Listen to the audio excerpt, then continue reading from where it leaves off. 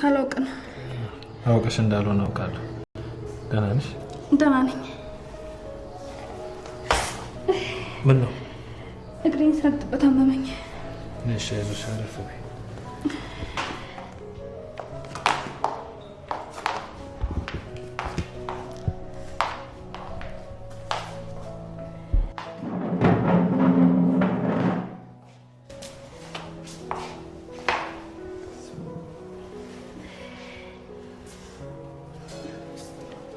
ደህና ነሽ?